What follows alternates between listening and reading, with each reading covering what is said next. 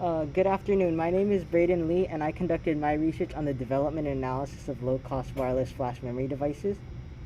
We live in the age of the convenience economy. Consumers want products that cater to their needs at any time and anywhere. Consistently, wireless technology has seen widespread use in aiding public transportation, electronic transactions, and data transmission. Amid a pandemic, the paramount importance of wireless technology is evident.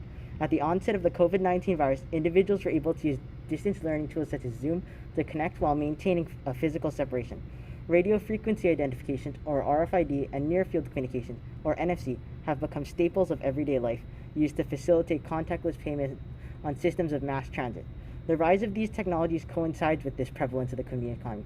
Consumers want access to their wants anytime and anywhere. On the hardware side, flash memory has become increasingly relevant as it carves a niche for itself in the memory market. The term flash memory refers to a specific variety of computer memory that retains information after losing power and can be electrically erased and reprogrammed. Perhaps the most prolific application of this technology is the USB flash drive. Within a time span of 16 years, the worth of the flash memory market has increased over 550 times in value. Within the context of this presentation, the term flash memory device will be synonymous with flash drive. Knowing this, there is a desire for wireless flash drive. Given this prevalence of wireless technology and the relevancy of flash memory devices, I wanted to test the applicability of various wireless technologies in a flash memory setting. I previously conducted two phases of research on this, the first of which was the simulation of a wireless-enabled flash memory device, which consisted of my construction of 3 Arduino models with the functions of a wireless flash memory device. Secondly, I evaluated and analyzed these flash memory models on their range, power consumption, and data rate. This time around, I'll be testing the 3 technologies: Bluetooth, Zigbee, and ultra-wideband. I provided some background on all 3 technologies, but the most important is highlighted in yellow. I chose Bluetooth based on its vast implementation and near universal support. It's implemented in nearly every smart device, and this would make it easy for widespread industrial implementation. I chose Zigbee for its low power and cost-effective nature, which is important for an industry setting. It also has mesh networking capabilities, which means that it can expand its range beyond the typical 15 meters it's limited to. Finally, I selected ultra-wideband, which contrasts with Zigbee as a short-range but high-speed technology. It also has previous use in the now defunct wireless USB setting, which will be helpful when evaluating it. I've included some fragments of my previous research, the first phase on the left and the second phase on the right. In the first phase, I designed Arduino models such as this, in which a flash memory device was able to interact wirelessly with a Raspberry Pi host device. I analyzed these technologies and concluded that although Bluetooth had a slightly expanded range and data rate, Zigbee seemed to be a more fit technology given the vast disparity in power consumption. This moves on to my current project, Phase 3, revising these existing models in a printed circuit board environment. My research includes the design of a flash memory device and a computer interface device. A computer interface device is necessary for Zigbee and ultra-wideband since the typical computer lacks the appropriate hardware. This device would provide these wireless capabilities and interface through the computer with a USB port. A block diagram will also be drawn to illustrate the main functions and components. With this information, a tentative parts list will be compiled, taking into account the cost, availability, power consumption, novelty, and industry applicability. A schematic diagram will be organized using this, using design requirements outlined in the fundamentals of the block diagram and arranging specific parts in preparation for production. Using the above resources as reference, the schematic diagram will finalize the board specifications and arrange all components according to design requirements and the stipulations of the component datasheet. Speaking of design requirements, I outlined 5 key tenets that would inform the rest of my research. Number 1, my flash memory device must be powered by a rechargeable battery, preferable a lithium-ion or lithium polymer battery. This device must interface with onboard memory similar to a USB hard drive. The computer interface device must receive data from the flash memory device and deliver it to the host.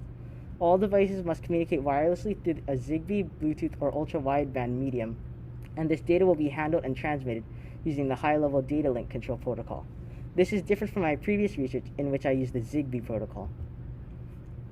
I then developed block diagrams for both the flash memory device and computer interface device.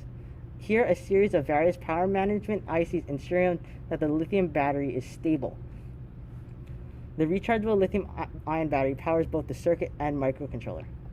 Both temperature and power are recorded for the sake of analysis.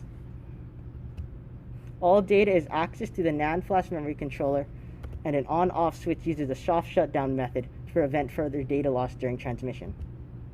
For transmission, data is routed to the HDLC IC and wireless transceiver, in which both units can connect with each other. The computer interface device is powered by the plus 5 volt pin on the USB plug. Data is accessed through the computer through this USB plug, and the USB controller IC handles the overhead of communication over port. Similarly, the temperature sensor here provides data, and the status LED emits various colors depending on the state of transmission to provide a visual indication. I then developed a parts list taking into account current availability, since the semiconductor market has been fairly unstable. Moving on to the schematic, I developed the battery circuit first. The transistor delivers voltage from the USB to the circuit while the battery is charging, allowing the battery to be charged while the device is still functional. This is done by not accessing voltage through the lithium-ion battery during charge, but instead routing the 5 volts from the USB plug. Data is accessed from the computer through the USB plug and is commonly used in industry designs. The voltage regulator maintains the 3.3 volt voltage that the microcontroller needs for operation. This LED lights when circuit is powered provide proof of operation, and ferrite beads, fuses, and various IC components protect against electrostatic discharge, which can otherwise negatively impact the device. The STM32 microcontroller was chosen for its low power consumption and high industry applicability. The power monitor was placed to allow the measurement of the total power consumption. It's inserted directly after the power circuit. After flowing through, all this voltage is finally routed to the 3.3 volt layers, where the rest of the components derive their voltage from. The LED, as mentioned in the block diagram, changes color to indicate the status of the device. The temperature sensor outputs varying levels of voltage to the general pin inputs on the STM32 microcontroller to indicate the temperature. The main memory circuit uses a data flash module, which handles both the management and storage of data, eliminating the need for both a controller IC and a separate chip. The wireless transmitter is connected over SPI to the microcontroller, which allows the microcontroller to handle the delivery of data from the memory to the transmitter. These designs explained in the previous section meet the design criteria established at the inception of the project. However, in recent months, there's been a decline in manufacturing since the COVID-19 pandemic has affected semiconductor availability. Therefore, the original goal of manufacturing and experimenting with a physical instance of the schematic design is currently unattainable. However, I intend to pursue this route when parts are restocked. The persisting semiconductor shortage has affected this part availability, causing a worldwide market to become unstable and volatile. Consequently, the parts available at the concept of this project when I established the parts list are no longer in stock. Furthermore, the severity of the shortage has resulted in an unusually lengthy period between restock. Provided these circumstances, future research includes the production of a physical PCB model, ensuring the integrity of each design, developing software for the STM32 microcontroller, and experimenting with devices to determine their efficacy. Through this project, I was provided the opportunity to develop circuits on a component level. It also taught me to conceptualize the interaction between various circuitry from their data sheets. I learned the necessary intermediary components in circuit designs.